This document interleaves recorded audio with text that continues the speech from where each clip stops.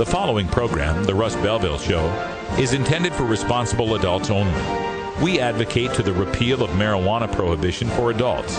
We discuss the science, culture, and controversy about America's marijuana laws.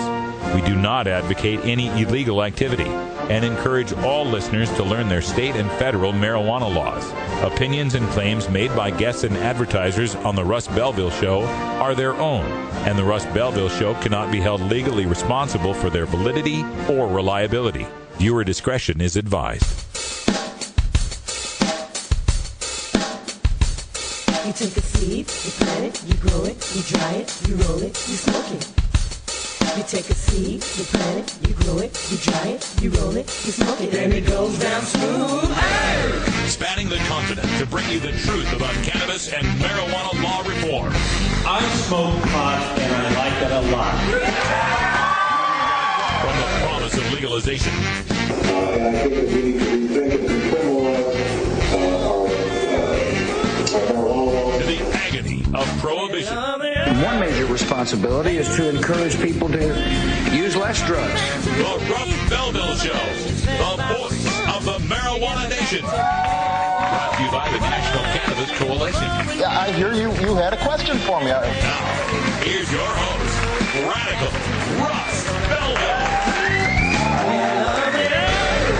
Oh, yeah, good day, tokers and tokettes, and welcome. It is Thursday, August 23rd, and it's got to be Mrs. Radical's birthday. Happy birthday, Mrs. Radical. I love you very much. I wish you were here. I really, really miss you. And if that damn hurricane keeps you away from me one more day, there will be hell to pay. Anyway, welcome to the show, everyone. It's got to be 420 somewhere in the world. It's certainly 420 here at Rolla J Studios in beautiful Portland, Oregon, where once again we're working a little bit skeleton crew today. Everybody's kind of got the week off after our long trip to Seattle. Wiz Khalico is actually returning from Seattle. He took our Georgia friends, Sharon Ravert and Mark, back up to Seattle so they could catch their flight back to Georgia. But we didn't get completely rid of all our Georgians. In fact, we've got Big Daddy Fank hanging out right over here. How you doing, Big Daddy? Doing pretty good. Oh, let's see if we can get that mic up on you. Try that a little again. Doing pretty good. Oh, you got to pull that mic closer. Or we'll never hear you. There you are. Sorry. Doing good. There we go. So tonight, 8 p.m., we are doing a live edition of Big Daddy Fink's Funky Roller Rink. Have you ever done a live show? No. The first time for everything. Yeah, just, it's going to be kind of like off the cuff. So. But we have prepared with a special, would you call it a sampler platter? You know, like when you go to the restaurant, you get the tots and the wings and the fries and the onion rings and all the different, the chicken things. And you get the sampler platter. You got the Portland sampler platter, I understand. Oh, yes, I did. We did get a nice little sampler platter. So we are well taken care of. We're going to be enjoying it throughout the show, I'm sure. Yeah, we'll have a little show and tell, I'm sure. Also joining us here in the studio, helping us out, is Brian the Red. How you doing, Brian? Oh, my gosh. You got your own mic now. Too many buttons. Yeah, you're engineer over there now. So we rewired things, so things are a little confusing, but you should be there. The purple cord is leading to your microphone? Yes, and I believe it is. There we go. Well, we'll get that turned up eventually. Anyway, on today's show, we are going to have all sorts of great stuff for you. More coverage of Seattle Hempfest that we're unpacking and getting all the video taken care of. And we got more stuff today from the Seattle Hempfest, including Keith Stroup from Normal. We've got one of his speeches. We've also got Rick Steves Backstage. I got a chance to talk with Rick Steves about Amsterdam, the Netherlands, all that's going on there with their new weed pass system that they've got going on. So we'll talk about that. And Guy O'Beelum, some of his routines. We've got him live on stage. And Dan Rush from the United Food and Commercial Workers Union. We've got one of his speeches. So all sorts of highlights from the Seattle Hempfest speeches coming up on today's show. Also on today's show, we got a special live guest joining us at 5:30, Todd Delato, who's the chair of the State of Oregon's Advisory Committee on Medical Marijuana. He'll be joining us to talk about Measure 80, our legalization initiative here in the state of Oregon, and a special brunch that he's putting on with the City Club where they're going to be talking about this. Sandy Burbank will be there as well. We're going to give him a little chance to promote that and get some audience out and get out there talking to the people who don't know so much about marijuana and get them convinced that legalization is the way to go. Also in hour 2, Toker Talk Radio, more video, exclusive video from the Seattle Hempfest. I'm going to be bringing you a state activism panel that features Oregon's Madeline Martinez, MPP's Rob Campia, Debbie Goldsberry, the Freedom Fighter of the Year, Lindsay Reinhart from Compassionate Idaho, and Tanya Davis from the Ohio Patient Action Network. All that coming up on today's show. It's simply business. It's simply business. It's simply business, you know why they won't let us grow. It's simply business. We'll be right back after these messages from our 420 friendly sponsors. Support these advertisers because their ad money goes straight to the Russ Belville Show.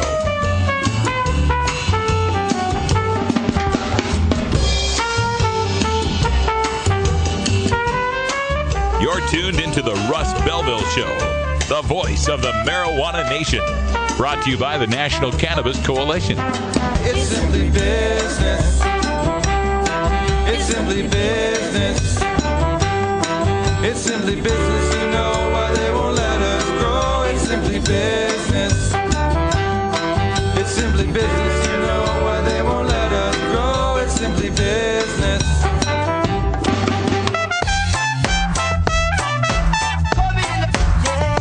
Support the Russ Belville Show. Text the word Russ to 420-420 and connect with the National Cannabis Coalition. You can also send $10 to the Russ Belville Show right from your smartphone. That's Russ to 420-420. In the afternoon, if I'm home, I smoke marijuana. You're listening to Radical Russ on the Russ Belville Show.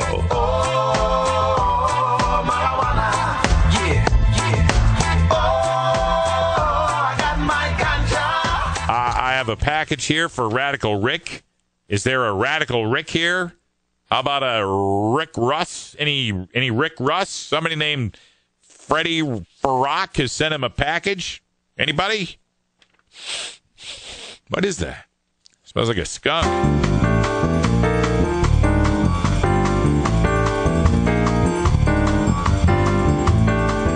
Medical marijuana, industrial hemp, ganja sacrament, consumer cannabis. The topic of marijuana is heating up the news, and the Russ Belville Show catches you up with today's latest headlines. Now, here's our senior news editor, Cannabis Carey, with the Daily Cannabis Chronicle. Cannabis Carey is still off doing the KMUN Pledge Drive. For more information on Carey's work with community radio, check out coastradio.org. I'm Radical Russ with your Daily Cannabis Chronicle. Will marijuana legislation impact Obama's re-election? This from the Money and Marijuana section at CNBC.com. Pot and politics. You might not think they go together, but they mix like peanut butter and chocolate, especially if you have the munchies. But in all seriousness, November isn't just a presidential election. 3 states are voting to fully legalize marijuana. That's right, not medical marijuana or decriminalizing it. Full legalization could be a reality in Colorado, Oregon, and Washington state. Some experts say that Colorado stands the best chance of passage. Already it has a well-regulated medical marijuana program, and a vote on what is called Amendment 64 could go either way. Quote, "A million Coloradans are going to tell the federal government clearly, without any confusion, what we are voting for, that anyone over the age of 21 has access to decide what they want with marijuana," said Wanda James, who owns Simply Pure, a business that made, packaged, and sold edible marijuana products. She recently suspended operations with Wells Fargo because they would no longer bank with her. Even still, she is undeterred and said she'll bring it back if the pro-pot vote wins. Quote, "The minute that I know Amendment 64 passes, and I'm fighting for that, we will bring Simply Pure back as its own legal retail place for anyone over the age of 21. John Suthers, Colorado State Attorney General, is one of the more outspoken opponents not only of the amendment, but also of medical marijuana. He told it CNBC, quote, "What we have in Colorado is a sham. Very few people have medical conditions. It's not going to be helped legalizing on a state level. It needs to be addressed on a federal level," end quote. Attorney General Suthers thinks it should not even be a state issue. Quote, "It's not going to be helped legalizing on the state level while it's still illegal on the federal level." Speaking of the federal level, another pot politics issue is making waves in Colorado, President Obama's re-election bid. In 2008, Obama won Colorado. In 2012, his numbers are slipping a bit, and some in the medical marijuana industry think Libertarian candidate Governor Gary Johnson is the issue. Johnson, the former governor of New Mexico, is an outspoken supporter of marijuana's legalization and regulation. Some voters are frustrated with Obama's drug policy, which has been more passive than expected, and they might be leaning toward Johnson. Well, it's an interesting story, and it reiterates a few of the themes that we've been pointing out here at the Russ Belville Show. Number one, when it comes to this debate on the national level and in the media's eyes, they're not so concerned about the different factions that have broken down over whether or not to support the legalization that has made it onto the ballot in a particular state. Washington, I'm talking about you. They just see it as full legalization. Notice the paragraph that opened the story talked about full legalization on the ballot in Colorado, Oregon, and Washington state. So for the people in the Washington state activism community who are still no on I-502, understand how that position doesn't really ring a bell at all outside of anybody but a very small segment of the marijuana community. And the other part of this that is brought up is how this election in Colorado, particularly the marijuana issue, could tilt the election outside of President Obama's favor and force this issue to be brought up for further discussion. Even if he should win re-election, he'll at least have to recognize the impact that marijuana had on his numbers in Colorado. Medical marijuana dispensary ban thrown out in the California Supreme Court. This was submitted by Americans for Safe Access, Los Angeles, California. The California Supreme Court dismissed review yesterday of an important appellate court ruling affecting medical marijuana dispensaries throughout the state. Specifically, the High Court threw out the controversial decision in Pack v. City of Long Beach, which previously held that federal law preempted some forms of dispensary regulations. The Pack decision had been used by several municipalities, including Los Angeles and Long Beach, to suspend or ban outright the distribution of medical marijuana. However, yesterday's dismissal of the Pack decision throws into question the viability of such bans. Joe Elford, chief counsel with Americans for Safe Access, said, quote, "This is an important moment for medical marijuana patients in California. The California Supreme Court has essentially pulled out the rug from under local politicians who have used the Pack decision to deny access to medical marijuana for thousands of patients across the state. Pack is now a dead letter, and because of the California rules of court, it is disingenuous for any public official to contend that the Court of Appeals decision is somehow reinstated." End quote. The reasoning used to dismiss the Pack case was that after the California Supreme Court decided to review the appellate decision, the Long Beach City Council repealed and replaced the ordinance with an outright ban on dispensaries, thereby making moot the issues before the court. In addition, the petitioners in Pack, quote, "have now abandoned their federal preemption argument in favor of unrelated issues not raised or decided at any prior stage of this proceeding," end quote, according to the court. Because the recently adopted dispensary ban in Los Angeles was predicated on the Pack decision, enforcement efforts by the city attorney would be premature and potentially unlawful. Despite threats of enforcement, patient advocates have vowed to overturn the ban in Los Angeles and are currently gathering the fewer than 30,000 signatures needed to do so. Well, this is fantastic news coming out of the California Supreme Court. Yes, indeed. We're very happy to hear it. The Pack decision, as I understand it, was kind of one of the main pillars for how the the Los Angeles City Council came to that dispensary ban vote that they just recently had. We've been reporting it on here at the Cannabis Chronicle for a while. So this sounds like it's really good news for the people on our side who are fighting to maintain safe access to medical cannabis in Southern California, despite all of the efforts of these haters, these opponents out there that have elected positions that refuse to recognize the will of the people, that we want to maintain safe, affordable access with secure points, well lit. We want to be law-abiding, contributing members of society. And when you look at the tax revenue that comes in from medical marijuana, the jobs that are created by medical marijuana, and the ability of people who are sick, disabled, or let's just face it, even just like to use marijuana, being able to come out of the shadows, out from the underground, no longer deal with the criminal element, It's a win-win-win scenario, and I just can't wait until finally it sinks through their thick skulls that marijuana is here to stay, and the best way to deal with it is sensible regulation. News from the San Francisco Gate. News from the San Francisco Gate. Prosecutors challenge Arizona's medical marijuana law. Phoenix, Arizona. Attorney General Tom Horn and Maricopa County Attorney Bill Montgomery are asking a court to rule that Arizona's medical marijuana law is illegal because it conflicts with federal law. The two Republican prosecutors are continuing so far unsuccessful efforts against the medical marijuana program being established after being authorized by Arizona voters 2 years ago.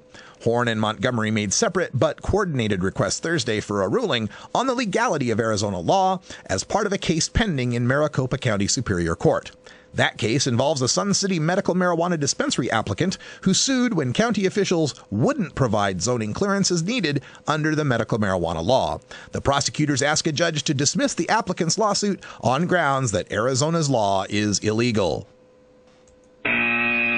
No, I'm sorry, Attorney General Tom Horn and Maricopa County Attorney Bill Montgomery. This has been asked many times before, in many courts before. How many times do we have to explain it to you? State officials, county officials, city officials are tasked with following state law, county ordinances, and city ordinances. The federal law enforcement is the job of federal law enforcement. The FBI, the DEA, the IRS, the ATF, they got a whole alphabet soup full of cops whose job it is to take care of conflicts with federal law. In that long list of alphabet soup in every single organizational chart you can find at the federal level, you will not find the names Attorney General Tom Horn of Arizona and Maricopa County Attorney Bill Montgomery. Couple of stories on drug testing I wanted to get to really quickly. The Star Press reports that prospective tenants in Muncie, Indiana would face drug testing. Neighbors of the planned University Village apartments should not expect drugs, criminals, or riffraff to be moving in next door. At its other affordable housing locations, Chicago-based Brinshore Development requires tenants to pass criminal background checks, a drug test, and a credit check before signing a lease. Prospective tenants over the age of 18 are screened for use of marijuana, PCP, heroin, methamphetamine, and cocaine. Urine samples are also collected when tenants renew their lease annually. Quote, at that point, it's really an intelligence test because they know it's coming, end quote, Brinshore's Peter Lavavi said during a meeting in Muncie this week. You know, these drug test stories always infuriate me. And when we talk about, oh my gosh, we got such a problem with homelessness, and then why can't people find homes? Well, we have situations like this where if someone had smoked pot, they're not going to be able to get a house. This is ridiculous. This is further discrimination that we face day to day across this country. They're not testing these people for alcohol to see whether or not they're getting drunk every weekend. Just how much intrusion into our personal private lives should our landlords have? And this landlord saying with the renewal it's a P test and it's just an intelligence test, that just gives away the fact the landlord knows that there are people taking drugs. Really, the drug test here is to find out whether or not you're responsible enough to be able to quit long enough to be able to continue taking the drugs. You're not fooling anyone, Muncie, Indiana. All right, real quickly here in this last minute, we got a couple of High Times magazines I wanted to show off here. I had written an article in this High Times magazine that features Oliver Stone, and in this one I had written an article about the infiltrators in our midst, which is the people, the stoners against legalization, you know. And a couple of issues back, I had written an article on the danger of the dabs, which is the whole PR problem that we might have with dabs. Well, this is the new High Times magazine. This is the Dabs cover, the famous Dabs cover, and I was thrilled to pick this up at the Third Eye today as I was taking Timmy Harris around to see some of the sites in Portland, and the letters to the editor page begins thusly: the dangers of dabbing. Does Russ Belville have shit for brains? You know, when you pick up a High Times and someone's asking if you personally have shit for brains, it's going to be a good day. And it had to do with my article on BHO, and he's warning about the petrochemical butane that some people might have problems with. I responded that basically it's a problem if you don't purge it right. Just like if you don't fully cook chicken, you could get salmonella. That doesn't mean chicken is dangerous. It means the people who don't know how to cook chicken are dangerous. Just like the people who don't know how to properly make hash oil can be dangerous. It's 420 back in Idaho, where Russ and Carrie were born. So we have to go connect with our Russ. You know what I mean? Please support these sponsors who support the Russ Belville Show. Yeah, we also have some pictures here from the High Times Medical Cannabis Cup. There's me and Danny Danko. Oh, I'll have to turn off that background there. If he said he swam to China, we'll be right back with your daily Toker Tune. Stick around. It's the Russ Belville Show. You talking to that reefer man. Take marijuana off of the streets, put it in a store. We can make it harder for the teens to buy. Sell it like a bottle of wine. Jobs for our people, money for schools. Who could ask for more? Strict regulation, fund education. Yes, on 64.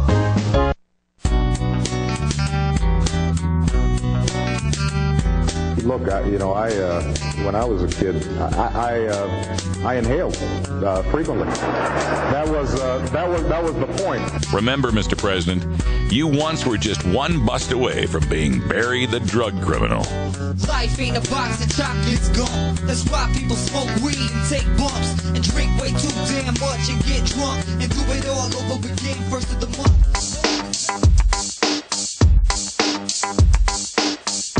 Everyone knows music and marijuana go together, so let's wind up our 20 after break with the Russ Belville Show's Daily Toker Tunes, the best in pod-safe 420 music from around the web. Today is Groovin' Thursday, featuring rap, hip-hop, soul, and funk music. You can get downloads and more information about all our Daily Toker Tunes by visiting music.radicalruss.com. Now, sit back and enjoy your Daily Toker Tune. All right, welcome back, everybody. 22 after the hour. Stereotype in the chat room supposes that if they published one letter to the editor that called me shit for brains, there had to be more. Thanks for the support, Rio. I appreciate it. Yeah, the new Dabs issue is out, the October High Times, and yes, there's 2 letters to the editor on my pieces from High Times. And the one guy who's talking about this BHO, the one who called me shit for brains, talks about BHO needs to be purified 5 times. I want to see a retraction. I want an intelligent scientific article. It's in here. Bobby Black has done a fantastic article here, superb article on BHO, both the culture, the public relations part of it, as well as, the controversy over those who want the solventless and the non-solventless, extraction methods. So, kudos to them in High Times. I really encourage you to pick this Dabs up. So there was the one that one asked if I had shit for brains. And when they did, misspelled my last name. I don't care if you make fun of me. Just spell my name right, will you? And then the other article here, Stephen from... Oh, by the way, that was Dabs from Eureka, California. So, howdy, Dabs from Eureka. And Stephen from Erie, Pennsylvania writes, Resistance in Our Ranks. After reading Russ Belville's article, Resistance in Our Ranks, from August, I am appalled that some medical dispensaries, growers, and patients are among those who voted against Prop 19. What shallow, contemptible hacks. Could their own greed have prompted this response? Are they that tragically naive and dismally unsophisticated? Legal pot for all. Thanks, Stephen. Appreciate that. That's referring to an article that's in this High Times, the one with the Oliver Stone in it.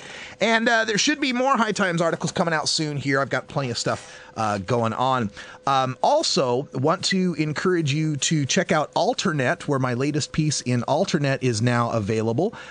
You go online to alternet.org, or if you visit the radicalruss.com site, you can just get it from there. I've got a link at the very bottom. Scroll down to the footer there, and you will find my link to my alternate articles. It's my article on the drinking at the Olympics, so check that out.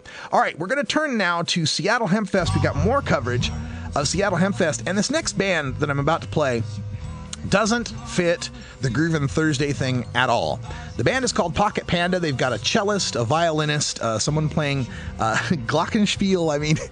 But they were such a good band. I really enjoyed them, and I didn't know exactly where to put them. I guess Roots Monday might have worked, and maybe I could have put Tremors on Thursday, but you're going to get music no matter which way you look at it. This is Pocket Panda from the Sealy stage. We're catching them in the middle of one of their live performances. I just enjoy this band a lot. Enjoy.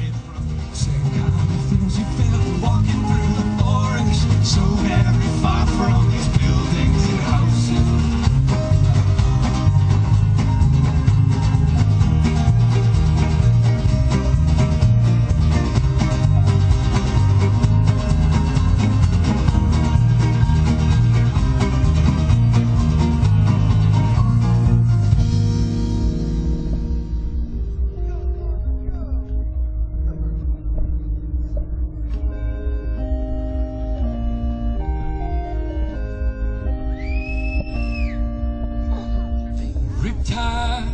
Pull me under, so far from his shore. The street lies beneath these broken streets. Nobody cares anymore. Pull me under.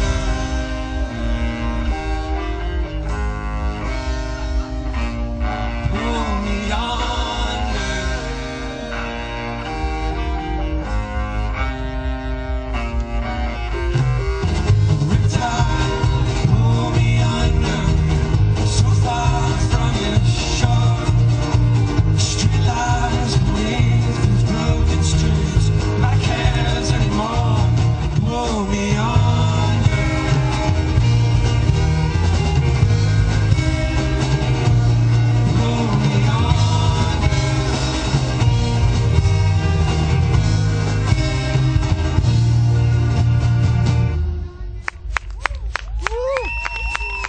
Thank you guys very much.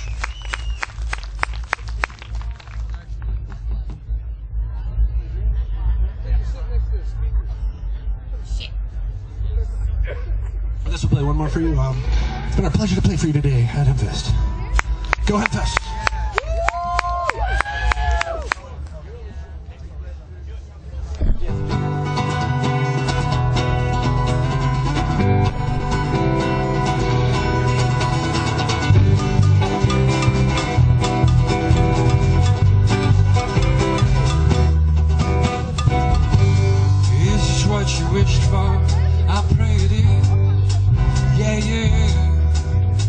Wrap it up real nicely.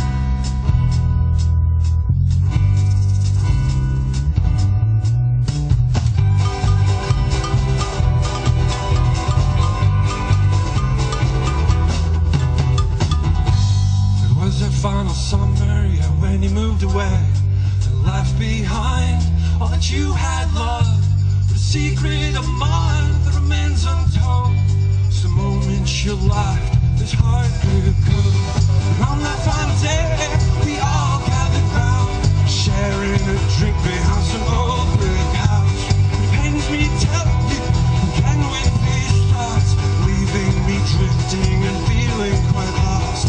Leaving me drifting and feeling quite lost.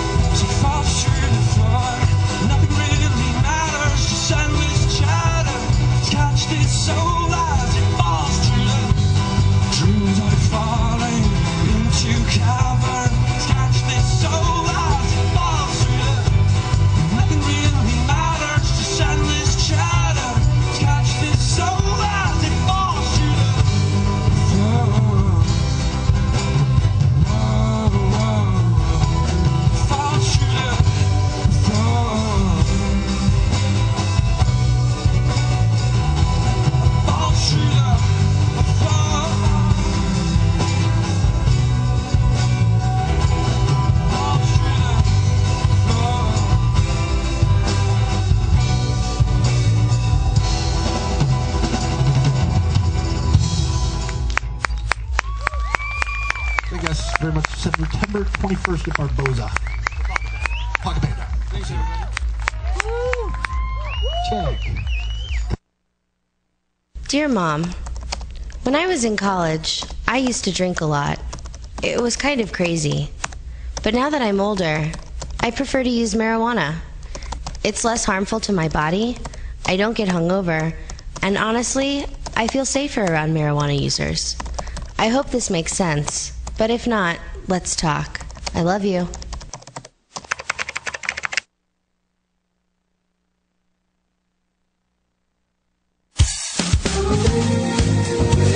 Attention, National Cannabis Radio listeners. If you haven't heard the political pontifications of Lively and Mr. Libra on the Libra Lounge yet, be sure to visit here Wednesday nights at 6 Pacific or visit thelibralounge.com for archives and links to download current episodes.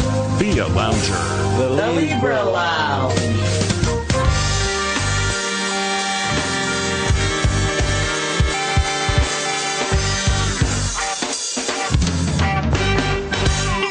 Activism begins with ACT. The Russ Belville Show features the stories of hardworking grassroots activists working for an end to prohibition in today's activist agenda.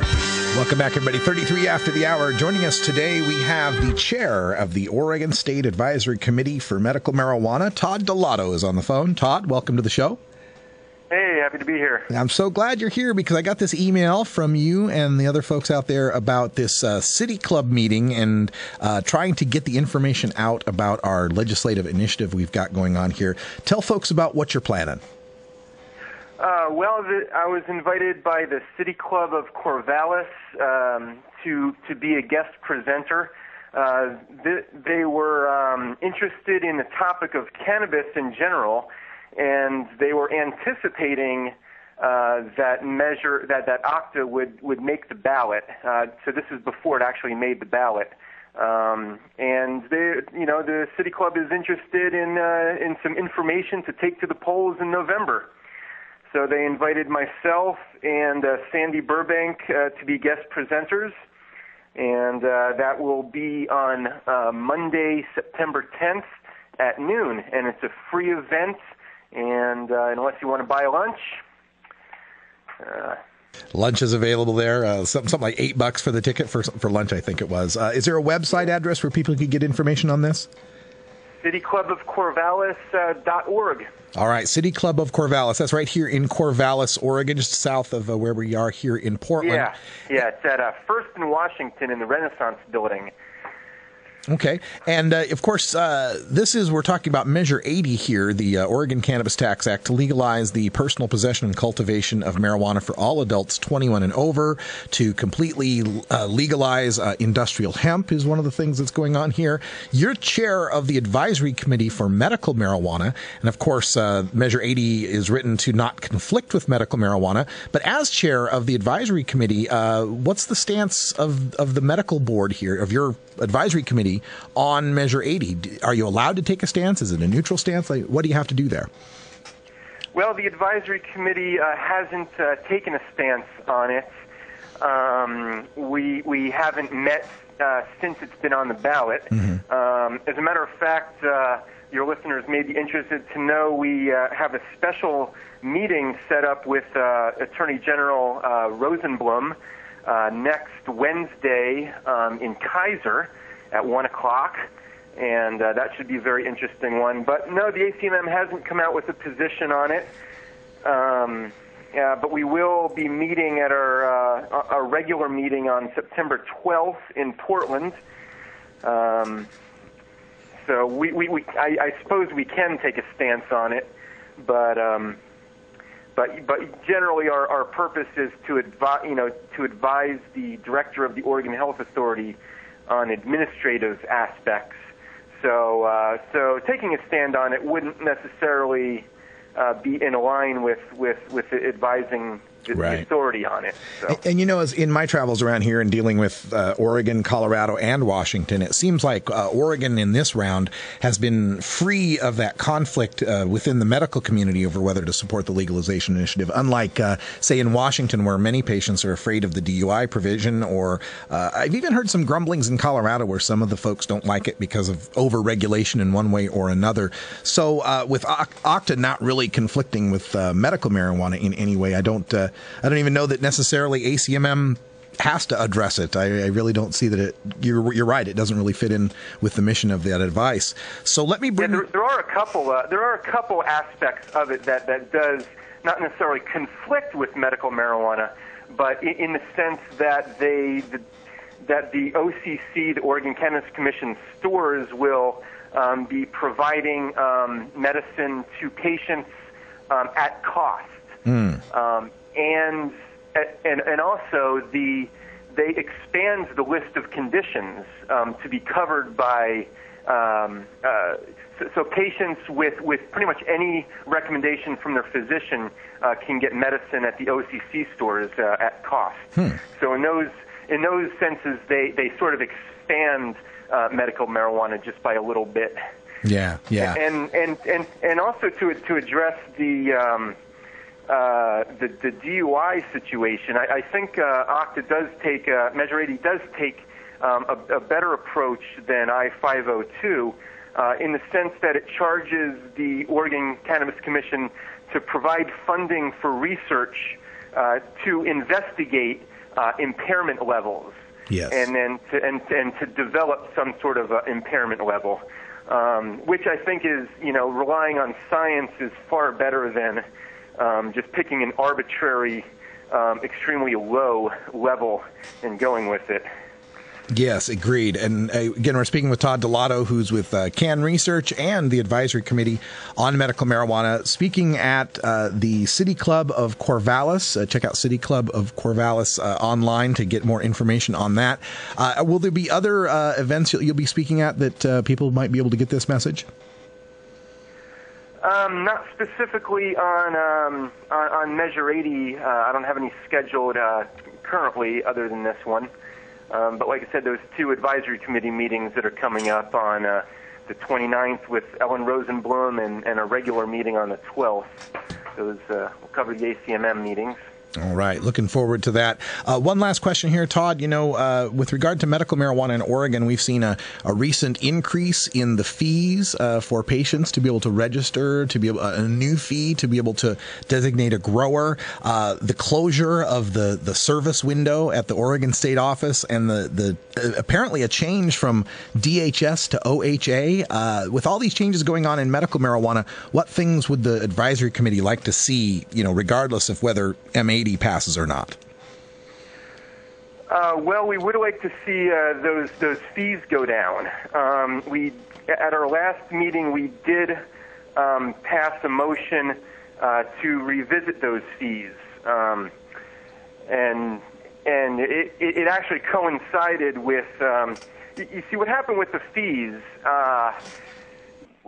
prior to the new fee structure being implemented, there were about 40% of the patient population of the OMP registrants that received the low-income discount, and that discount was being removed for all practical purposes for 39% of those, leaving only 1% of the SSIs.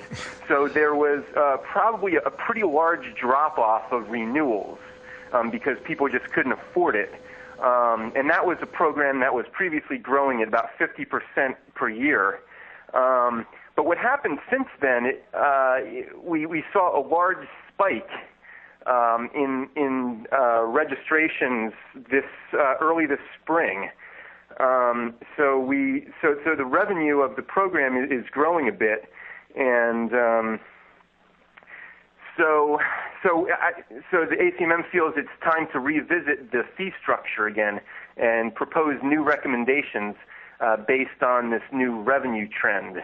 Yeah. All right. We hope we can get those fees down for the patients because, their whole purpose, they were trying to say, let's take the people out that might be abusing. Well, the sickest and most disabled patients are the ones that are the poorest ones that need that lower fee, and they're the ones that got hurt. We could talk about this forever, but we got to wrap things up. So, Todd Delato, I want to thank you for joining us here on the Russ Belville Show. We'll get you back on and talk about how that City Club thing went, and we'll continue to fight for M80 here in Portland. Thanks so much. Yeah. Thank you, Russ. When we come back, we got more coverage from Seattle Hempfest with Keith Stroup, Rick Steves, and Dan Rush. Stick around. It's the Russ Belville Show. We'll be right back after this.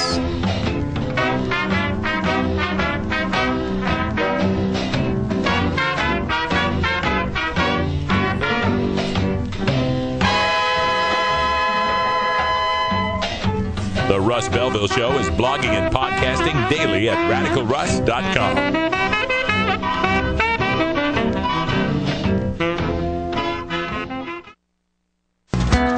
This is Willie Nelson for Normal. And if you're one of the 26 million Americans who smoked marijuana last year, you need to get involved in the drive to legalize marijuana.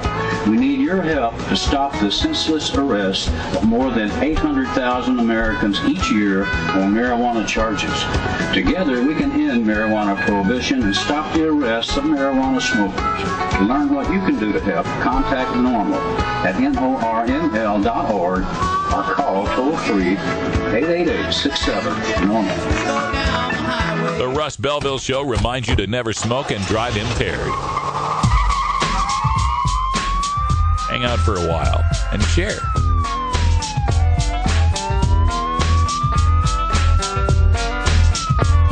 Cause the day was hard and your work was long and you need a break from all that's wrong. You better look at the clock cause it's 4:19. Time to reach in that pocket for your bag of green and smoke that weed. You're tuned into the Russ Belville Show.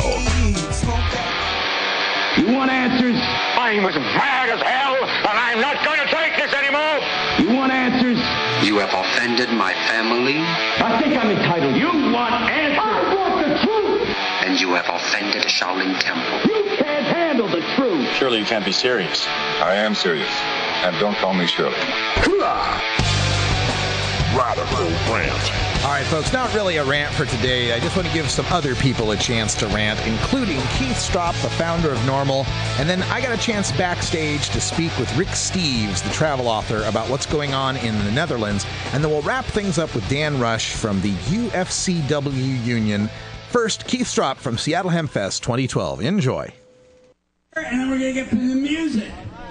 I get to say something I never really get to say on stage. I was arrested with the next speaker in 2007 at the Boston Freedom Rally. You might think of him as the founder of the national organization of the reform of marijuana laws. You might think of him as the grandfather of this entire shamil that we're doing right now. I think of him as my friend, I think of him as my mentor, and I think of him as my hero. Ladies and gentlemen, most especially my co-defendant, Keith Stroup.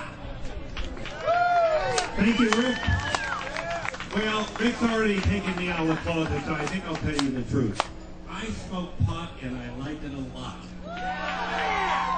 I'm a 68-year-old lawyer, an old man. I first smoked marijuana when I was a freshman at Georgetown Law School in 1965, and I've been a regular smoker ever since. I'm here to say there's absolutely nothing wrong with the responsible use of marijuana. Get over it, America. In truth, we all know that marijuana increases your appreciation of good food, good music, and good sex. And those are not bad things to have going for you. But it's even more than that. For millions of us, we find that in the right setting, marijuana is an enriching experience. It's a positive experience. It sure as hell shouldn't be something treated like a crime. As Rick said, I'm the founder and currently legal counsel of NORML. NORML is the marijuana smokers lobby in America. We favor the elimination of all penalties for the responsible use of marijuana, including the right to grow your own marijuana. And we further favor the eventual legalization of marijuana. Consumers want the same thing consumers want in any other area. We want a high-quality product that's affordable and convenient. And so we support eventually full legalization. I want to be able to drive down to the local store and buy some marijuana. I want it to be tested. I want to know the strength of CBD and THC, and I want to make sure it doesn't have any additives to it or pollutants in it. So we are the marijuana smokers lobby in America.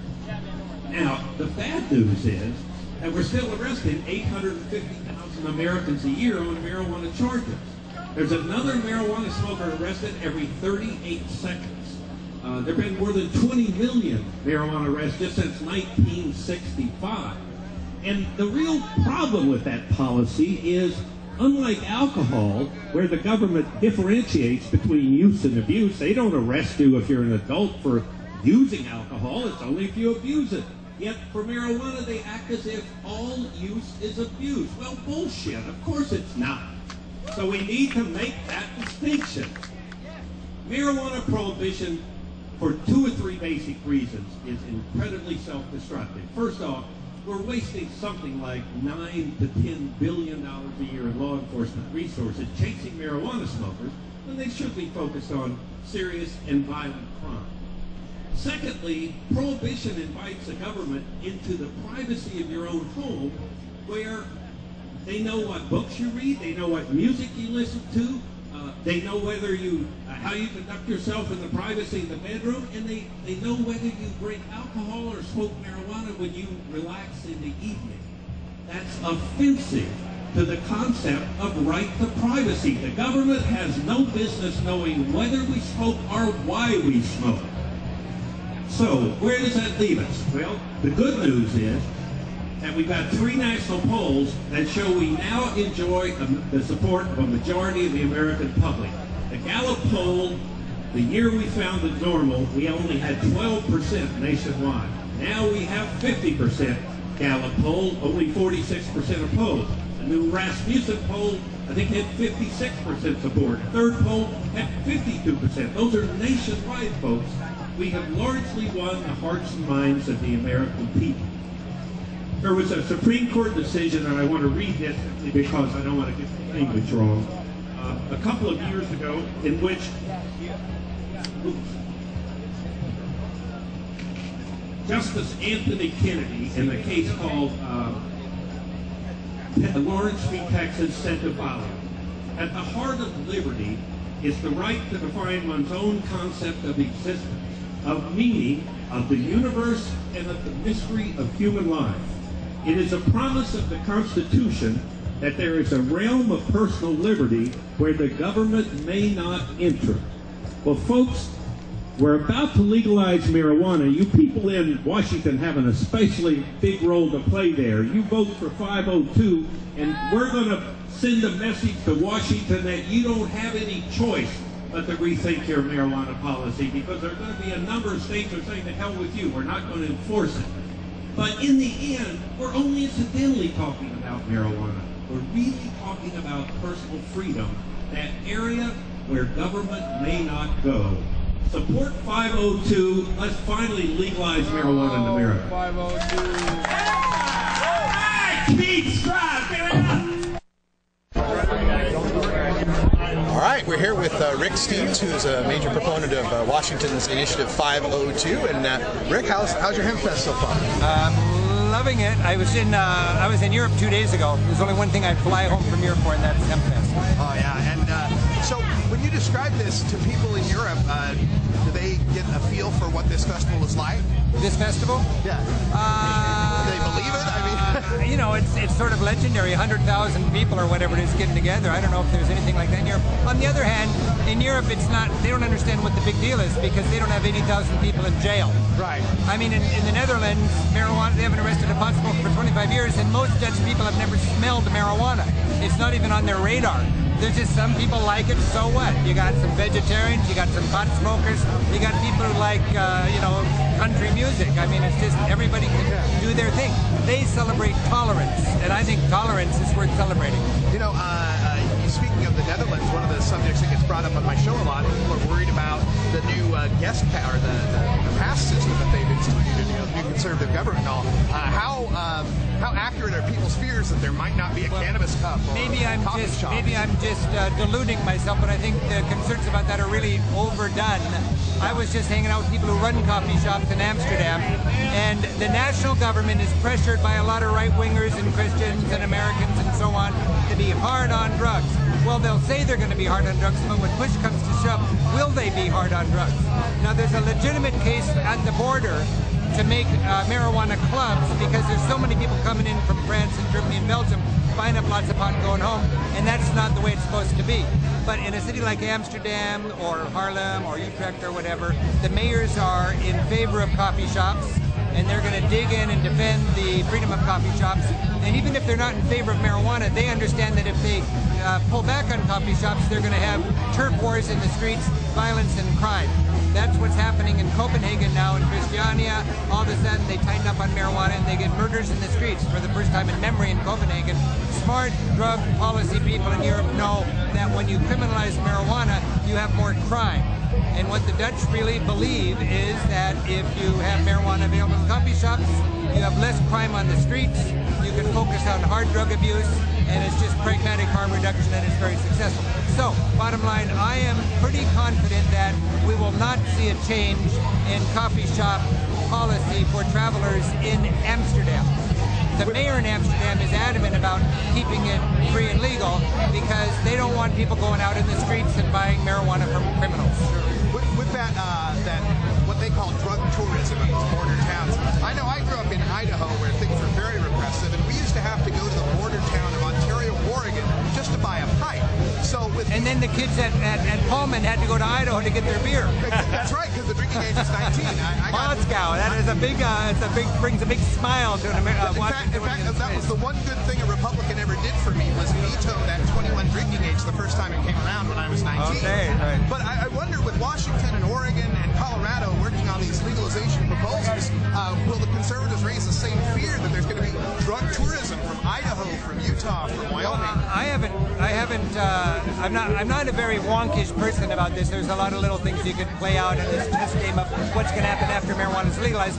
But I've heard that they've got it figured out where it's actually a plus for Washington if people come here to enjoy the coffee shop culture. I don't know if it's going to be good for the economy or bad, but I haven't heard anybody too concerned about it. All right, final words. I know we want to get good here at Hempfest and have some fun. I-502 is on the ballot. Let's tell the listeners and the viewers here why they need to pass this. Russ, you introduced me as a supporter of I-502. I am a co-sponsor of I-502. That's right. And I have never put so much passion, energy, or money into anything in my whole life. I-502, I'm going to spend 8 days going around the country on a barnstorming tour with Allison Holcomb, who's our leader, and we're going to talk to 20 different audiences all over the state in 8 days. I'm really excited about it, and I'm not, I respect that there are people in the drug reform community that don't think I-502 goes far enough, and we could have that discussion respectfully, but I'm interested in bringing some common sense and a better understanding about drug policy issues to the population in general. That's my focus, and we're going to talk division of, get this, the United Food and Commercial Workers Union, UFCW. Ladies and gentlemen, give it up for Dan Rush. Thank you, brother. Everybody having a good time? Huh? Anybody out there smoking a joint? Huh? Anybody got a light? I need a light here. Can somebody give me a light? Let me tell you how you can light this thing. Thank you, thank you. Let me tell you how you can light this thing. Can everybody spell? Can you spell with me? Give me a V. Give me an O. Give me a T. Give me an E. That's how we light this. Get out and vote. Everybody know what I-502 is? Everybody want to light one of these legally in December of 2012? Then get out and vote. Anybody heard of Proposition 19? Anybody heard of Measure 80? Anybody heard of Amendment 64? That's the key to lighting this thing so that we can live the way we want to live. And one more thing. Does everybody know what a union is? A union is the thing that is going to make the jobs that create this joint so that we can have what we want and what we need, which is jobs, tax revenues, hospitals, schools, clinics, and decent neighborhoods to live in. So if you want to have all of that stuff, join our union, UFCW. UFCW. Okay, in the meantime, thanks for paying attention to me, guys. I appreciate it. We've been having a great time out here. We plan to have more fun. They got a lot more speakers here tonight, and it's Saturday night, so I'm not going to talk too much about politics, except let's get out and vote. Let's do it often. Let's do it early. Get your friends registered, and let's go out and vote. Okay? Dan Rush from UFCW, United Food Commercial Workers Union, and they have a hemp and medical marijuana division now. That's how far we've come, folks. We actually have unions forming divisions for our industry. This is going to continue, and we're going to take things into Hour 2 into Toker Talk Radio. We've got the State Activism Panel featuring the latest activism from Oregon with Madeline Martinez. A look at the national stage with MPP's Rob Campia. Debbie Goldsberry, the High Times Freedom Fighter of the Year, talks a little bit about the California crackdown. Lindsay Reinhart from Compassionate Idaho will talk to us about the Idaho Medical Choice Act they're working on. And we've also got on that panel Tanya Davis, a good friend of mine from Ohio, who's talking about the developments there for both medical and changes to their paraphernalia law that are going to make things a lot easier on the tokers of Ohio. Thanks for joining us here for the Russ Belville Show, and it's been a lot of fun here with our friends from Georgia who have joined us. Big Daddy Fink's Funky Roller Rink's coming up later tonight. Oh, yeah. What do we got on the rink tonight? All kinds. I've got lots of variety show tonight. It's a variety show and lots of video, I understand. It's all video. All video. Oh, it's going to be a good time. We can throw in some, some non-video ones too. Right on. Join us at 8 o'clock Pacific time here. Me and Big Daddy be holding down the fort here at Roller J Studios. Lace up your skates. It's going to be a good time. On tomorrow's show, we've got some more stuff. We got Lucero live at Seattle Hempfest. Plus, Herb Thrasher's got some stuff for us. Herb Thrasher Flower Hour tomorrow night live at 8 o'clock Pacific as well. For everyone here at Roller J Studios, Brian the Red, Big Daddy Fink, I'm Radical Russ. Thanks for joining us. Until next time, take care of each other, tokers.